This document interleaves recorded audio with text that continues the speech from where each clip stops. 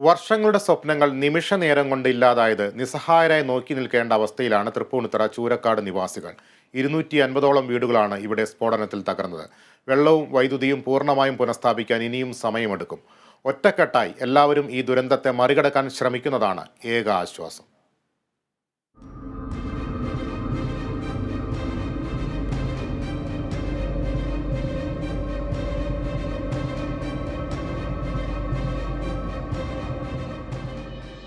വിവിധ രാഷ്ട്രീയ പാർട്ടി അംഗങ്ങളും സന്നദ്ധ സേവകരും വിദ്യാർത്ഥികളും ഹരിതകർമ്മ സേനാംഗങ്ങളും എല്ലാം ഒരുമിച്ച് കൈകോർക്കുകയാണ് ചൂരക്കാട്.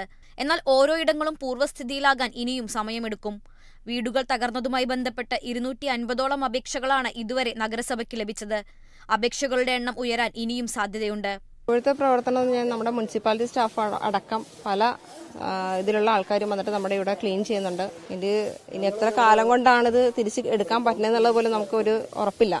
വൈദ്യുതി ഇന്നലെ ഉച്ചയോടുകൂടി തന്നെ പകുതി സ്ഥലത്ത് കറണ്ടായി. ഇനിയിപ്പോൾ ബാക്കിയുള്ളത് ഇന്നിപ്പോൾ പോസ്റ്റ് ഒരെണ്ണം ഒടിഞ്ഞു വേണ്ടായിരുന്നു.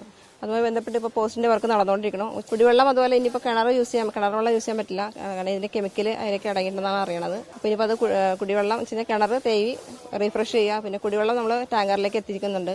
ജില്ലാ ഭരണകൂടവും നഗരസഭയും റവന്യൂ വിഭാഗവും ദുരന്തത്തിന്റെ വ്യാപ്തി പരിശോധിച്ച് റിപ്പോർട്ട് തയ്യാറാക്കുന്നുണ്ട്. ആരോഗ്യ പ്രശ്നങ്ങളാണ് മറ്റൊന്ന്. നേരിട്ട് പരിക്കേറ്റവരെക്കാൾ കൂടുതൽ പേർ ക്യാമ്പുകളിൽ വിവിധ ആരോഗ്യ പ്രശ്നങ്ങൾക്ക് ചികിത്സ തേടുന്നുണ്ട്.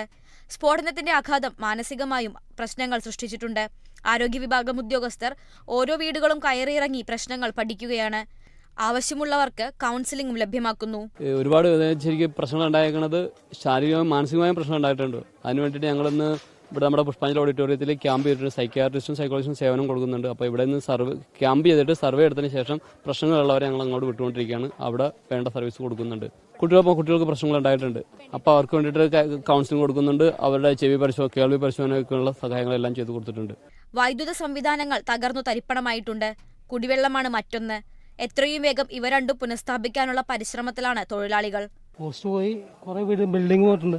പോസ്റ്റ് എണ്ണം കമ്പി വരിക്കണം, അവർക്ക് ചെയ്യണം. ഇന്ന് തന്നെ ശരിയാക്കാൻ പറ്റും. ദുരന്തത്തിന്റെ ഞെട്ടൽ വിട്ടുമാറിയിട്ടില്ലെങ്കിലും അതിജീവനത്തിനായി ഒരു നാട് മുഴുവൻ ഒന്നിക്കുകയാണ്.